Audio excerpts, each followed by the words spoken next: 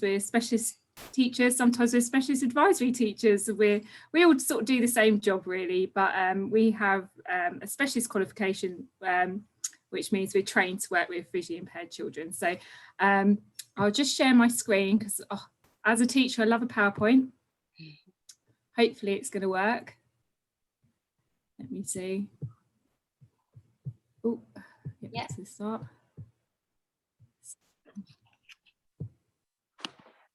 So yeah, so really today I just wanted to chat about what you might expect in the classroom, what you might expect for your school, do a little bit around the different types of provision very briefly, because actually I don't want to make it sound like it's a choice, because quite often most children, most young people go to mainstream school, but there are different provisions for VI pupils, and do a little bit about transition as well, because I think sometimes that could be a little bit of a concern for some people. So I'll talk quickly because I don't want to take up time for Karine, because I know she's got she wants to talk about the EHCP process, which I'm sure a lot of you are very interested in. So very quickly then, so there are different types of education provision for children with VI. I'm not going to read all this out, but the majority will go to a mainstream school supported by local authority advisory services, unless you happen to be in an area where there is specialist provision. Hertfordshire doesn't have any specialist provision, it used to, and then we actually shut it down because it wasn't really getting a lot of use. Some children, some young people will go to specialist VI school. That's really, really rare, mainly because they're residential, they're quite expensive. They offer very, very highly specialist service. Actually, the majority of young people we have in Hertfordshire who go to VI specialist college are actually those in sixth form, and the reason for them going there is because they want to do a very specialist curriculum.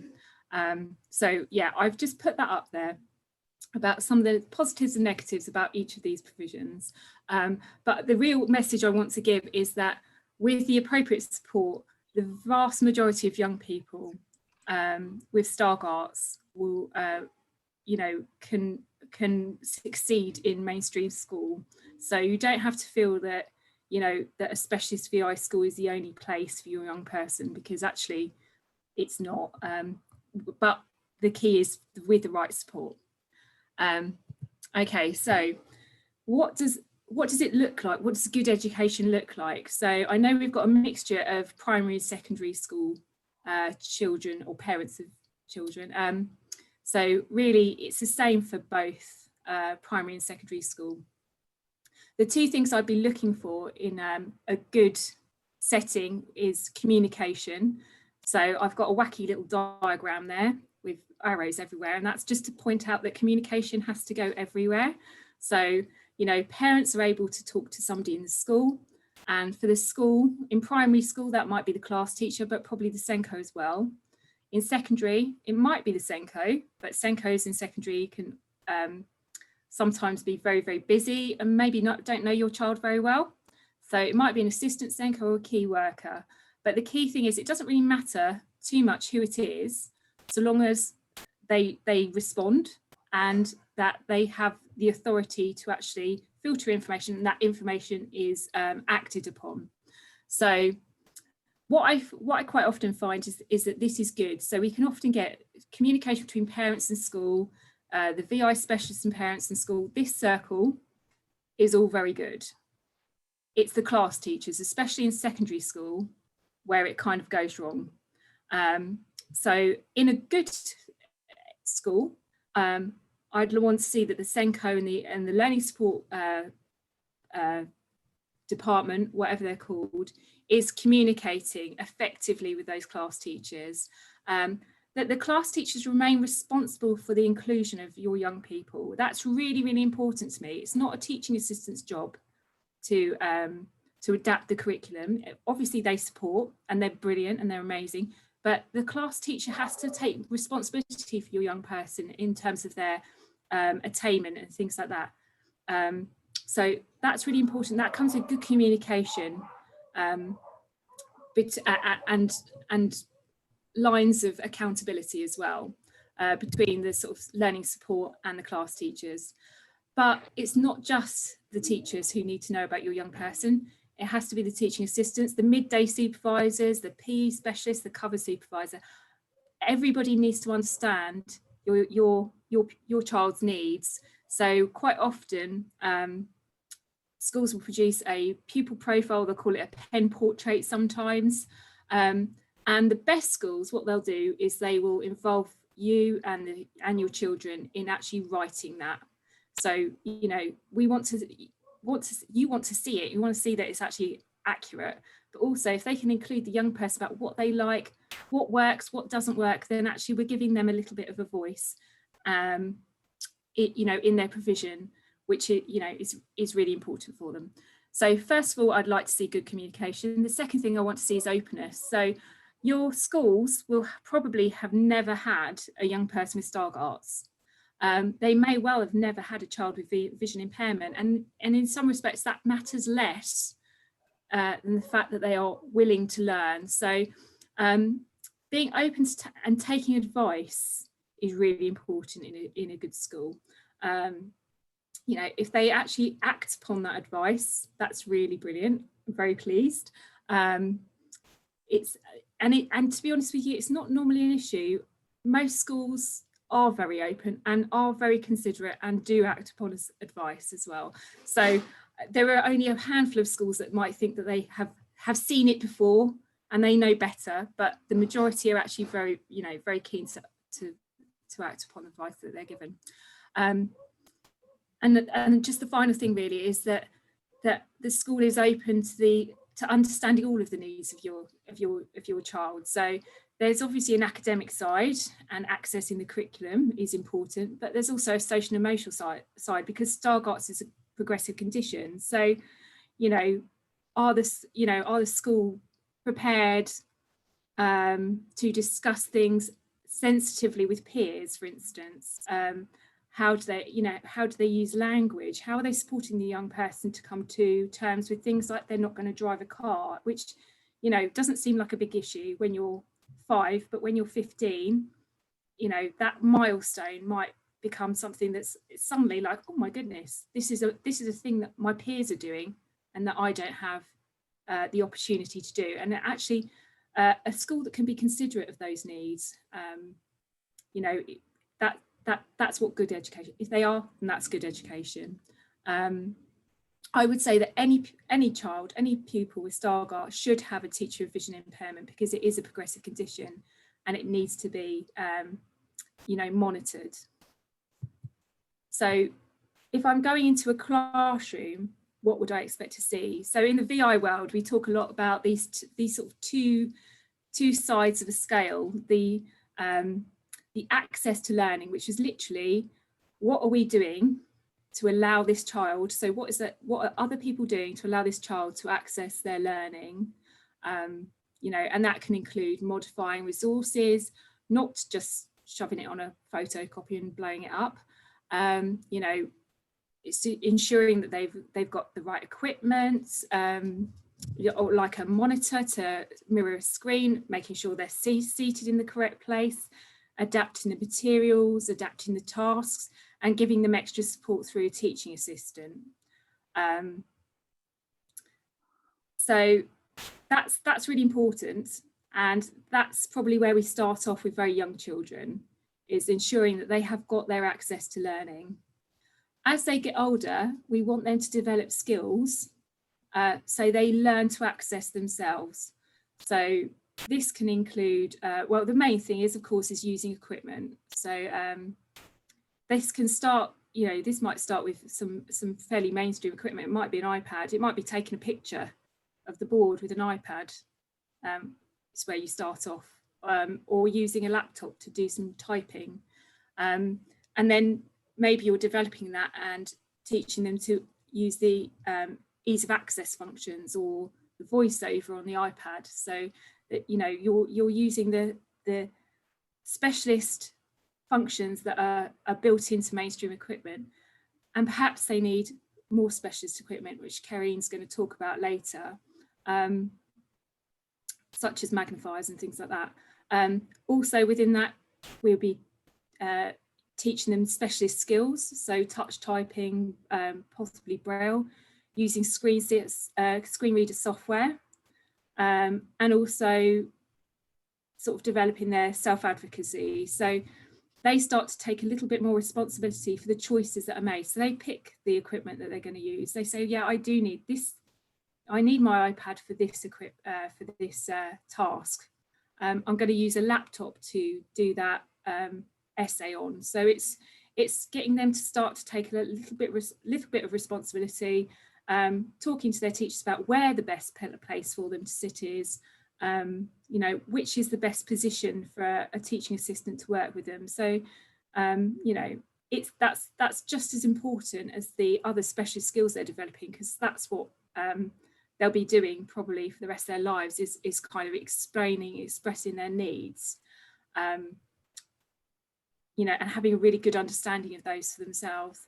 And of course, the other side of that is the mobility and orientation skills, using a long cane, road safety and things like that, and developing those independent living skills as well, which start very early on with things like dressing, putting your tie on, making sure you can do your buttons up, and move on then to, you know, being able to chop an onion, being able to use a washing machine. So I think all children could do with some independent living skills, to be honest. Whether they've got vision impairment or not, but you know, we develop those so that actually by the time they're sort of coming towards 18, they can do everything they need to live independently. And again, it isn't all for the whole time in education. It's not one or the other. It's always a balance. So there's always going to be a need for access to learning, and there's always going to be a need for learning to access. It's just that the balance shifts more towards learning to access as they get older. We expect a little bit more from them.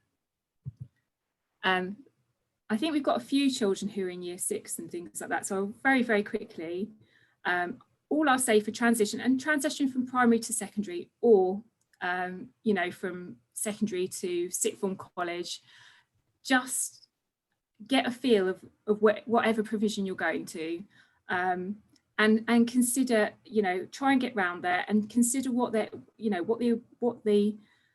environment's like. So is it a Hogwarts, or is it a you know, brand new shiny building?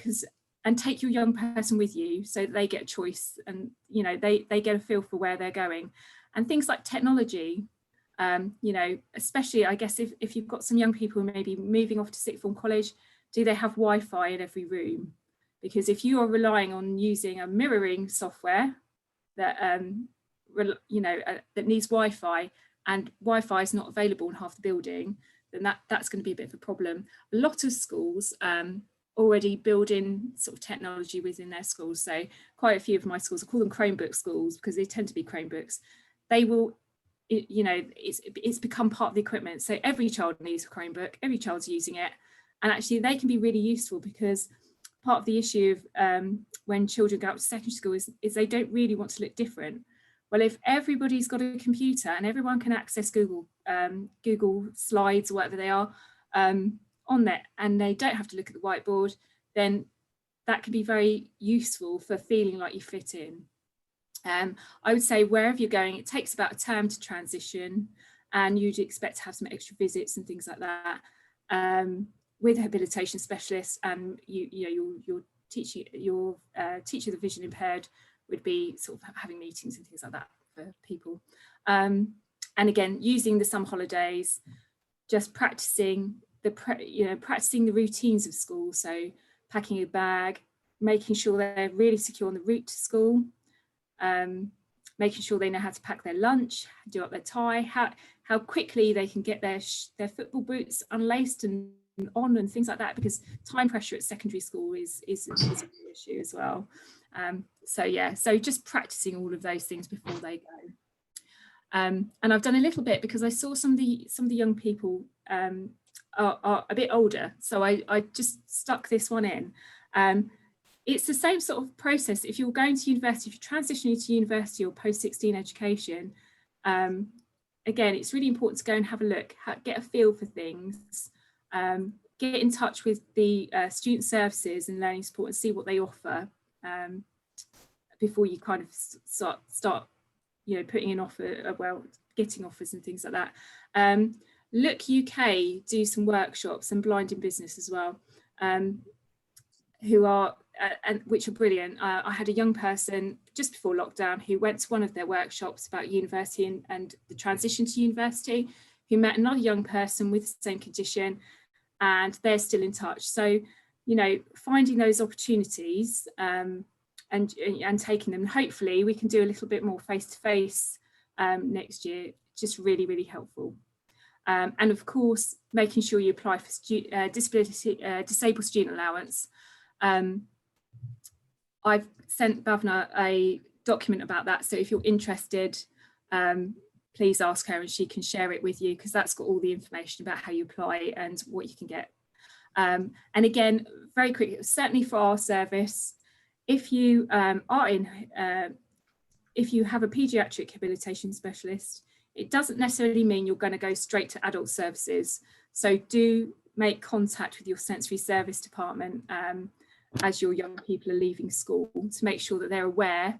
And if they have any needs, like using public transport and things like that, you know, the adult sensory services, normally called rehabilitation, will quite often take over those things. So just make sure you're still on their books, because it might not necessarily be a natural transition from you know, school services to adult services. And so I'm going to go very quickly through who you might find supporting your child if you when you get involved with the vision impairment services. So you'll have one of me, a teacher of vision impairment. I've put all the names that we have. We've, like I said previously, we've done a qualification so that we can work with young people. And here's the things we really do. Well, the key thing we do is we assess pupils' vision in a functional vision assessment. So this is different to ophthalmology. It's done in school. It is not at all particularly scientific. It is a real functional vision assessment. So, you know, where some of the things we do are the same. So we might use a logma or like the Snellen pictures, like the letters, and see what size and what distance children can see. And we do a font print tests and things like that.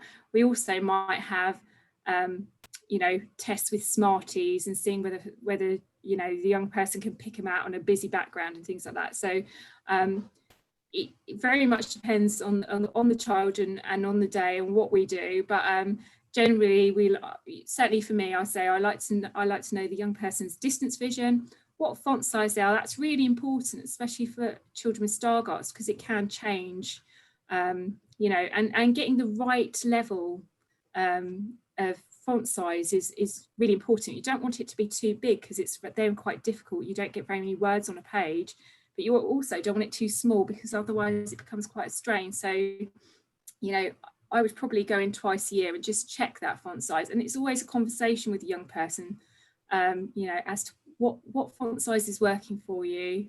You know, if I notice that somebody's getting a little bit too close, I'll go, should we try the next size up? Should we try it with bold and see if that helps? So, you know, it's a really personal situation. So, you know, every young person is different, and we want to try and make it as easy as we can for them to see.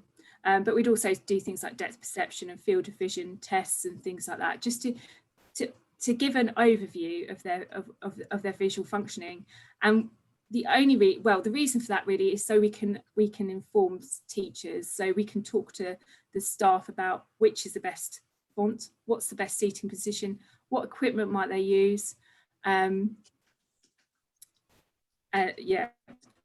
might they access PE, things like that.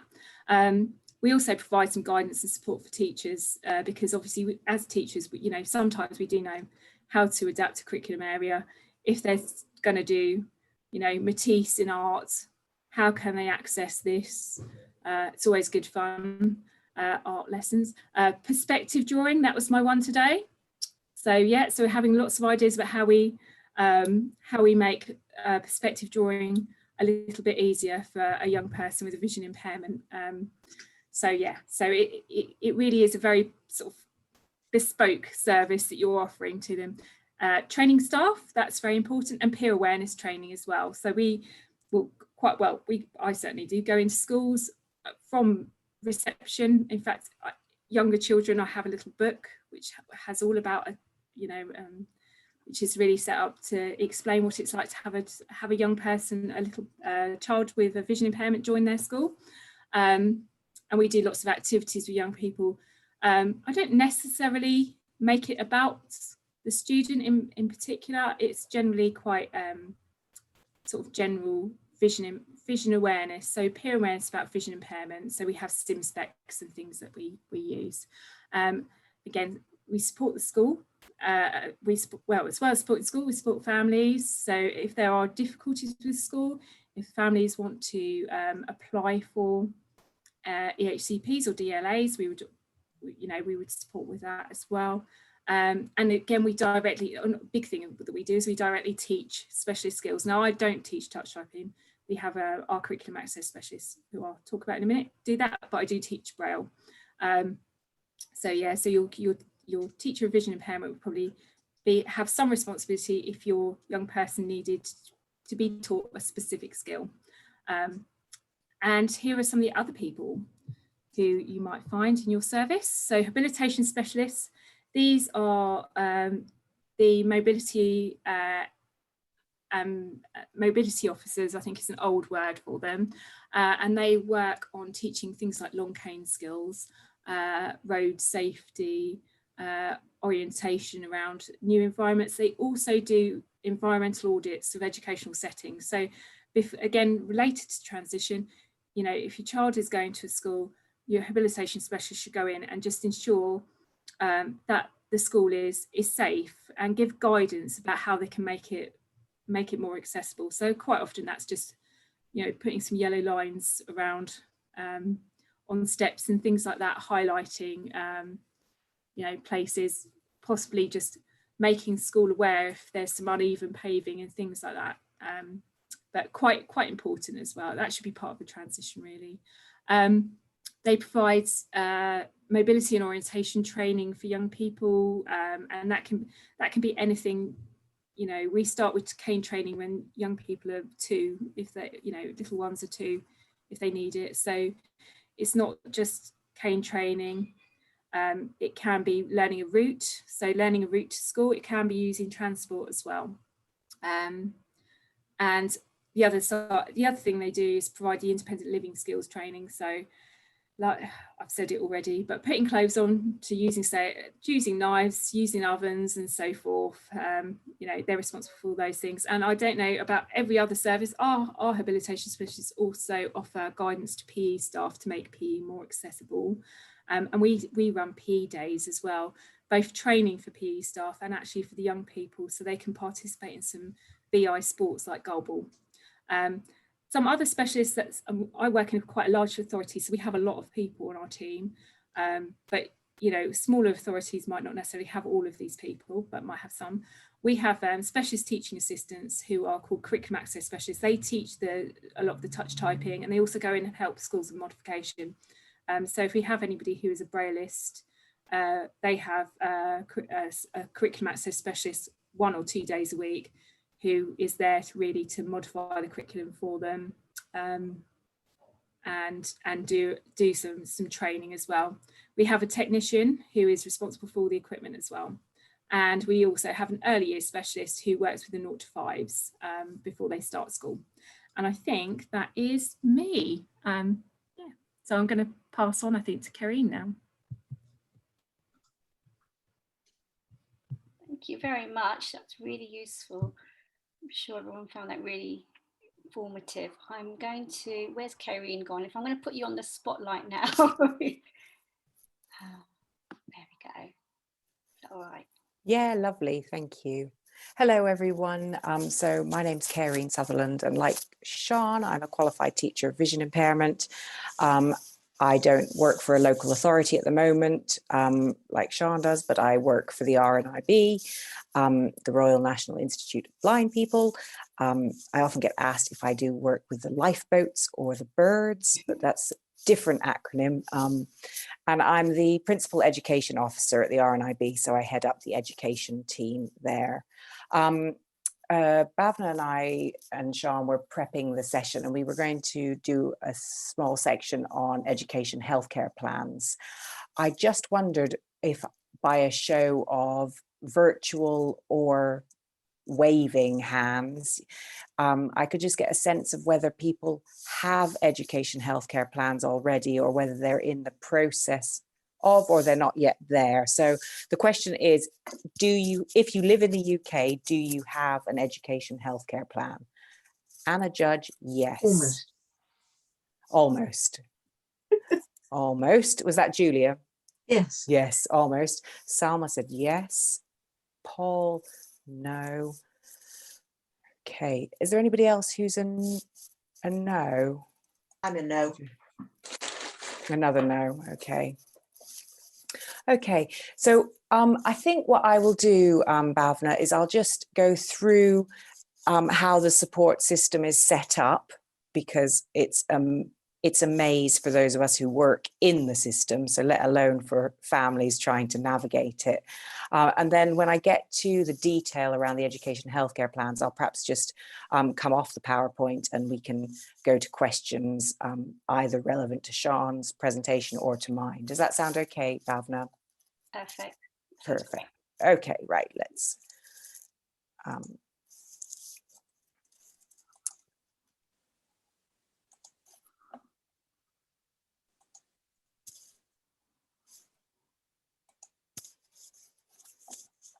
Okay, so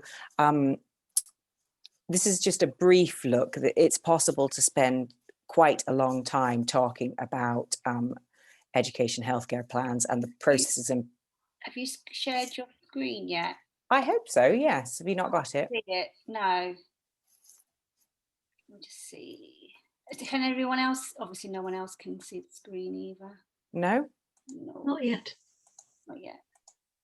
Yeah, there it is. Got it. Ah, perfect. Yes, so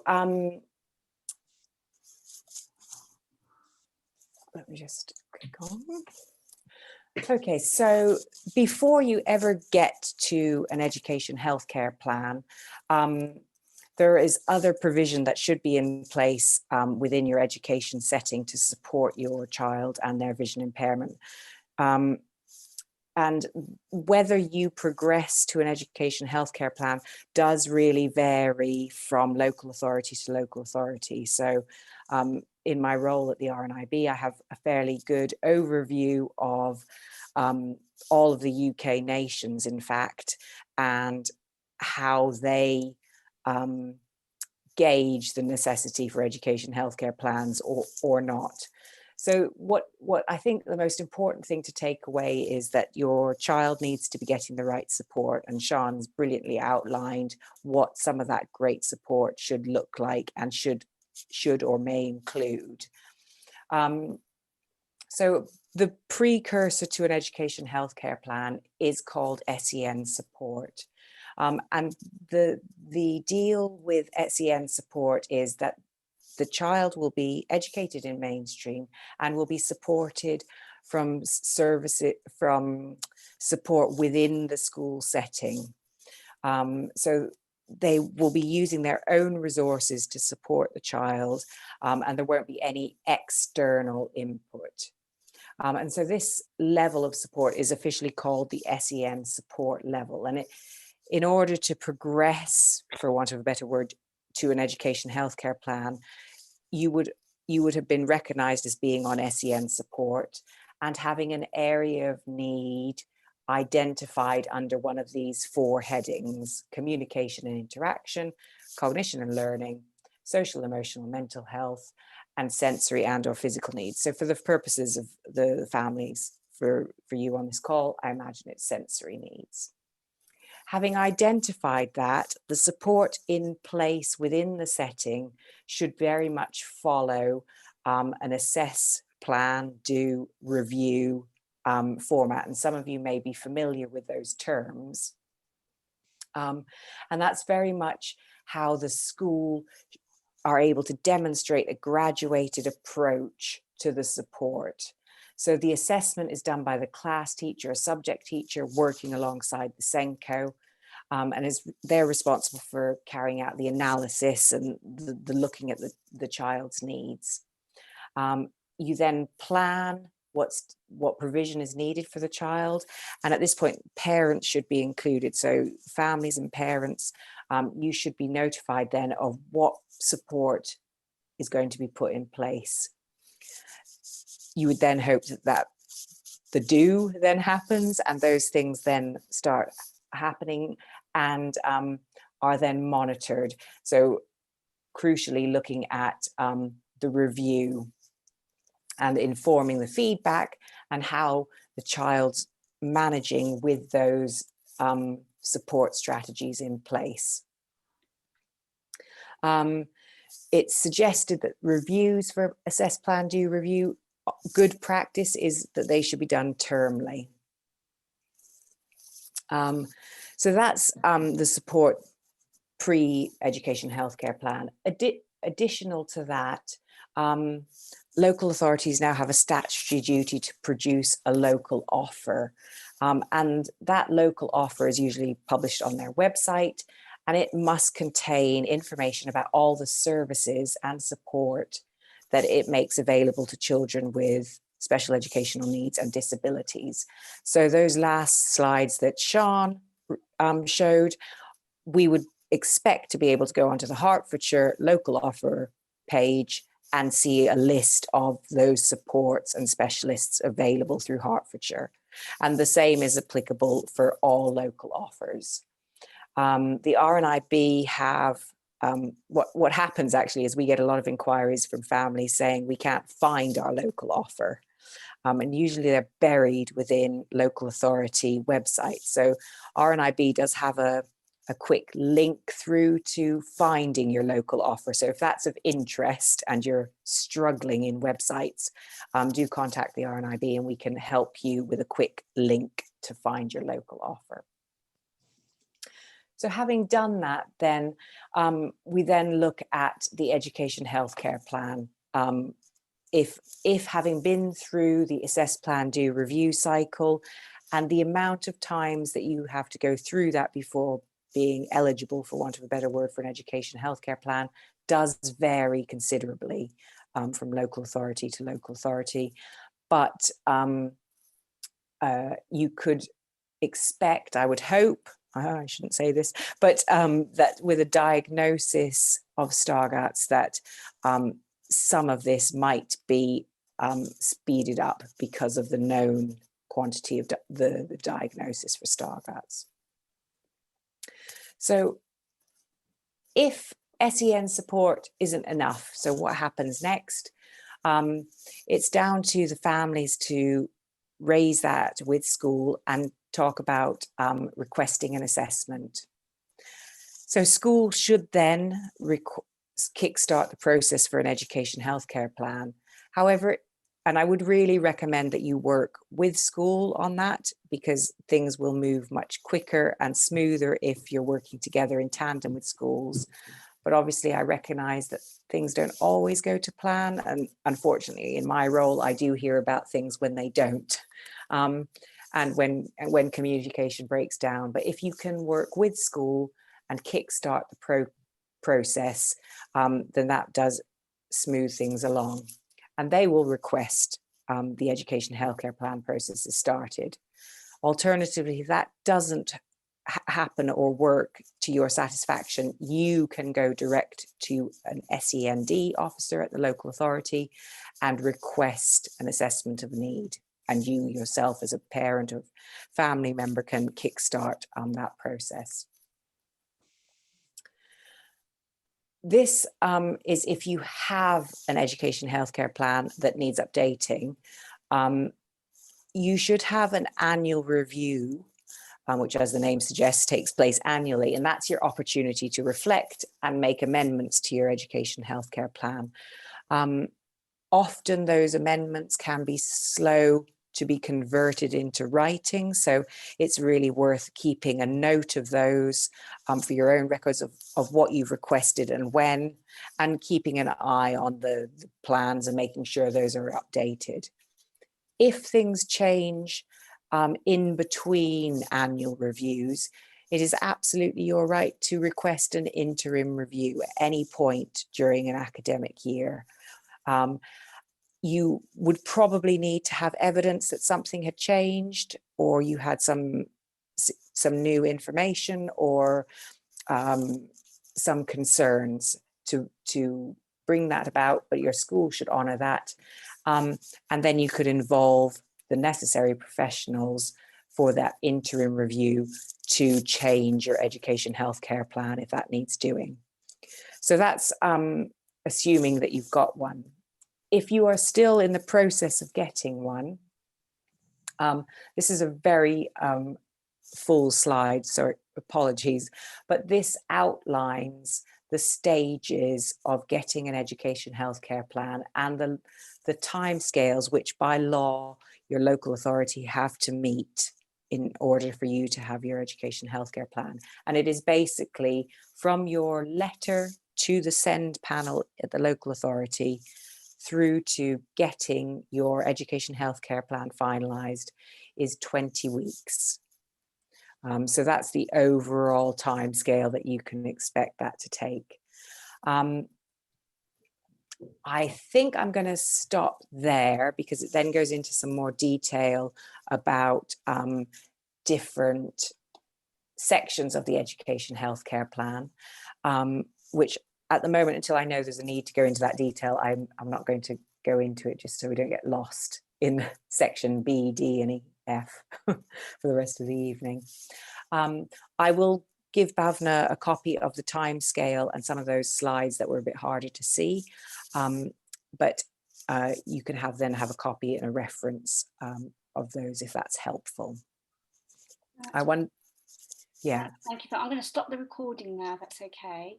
Yeah. And then I thought, should we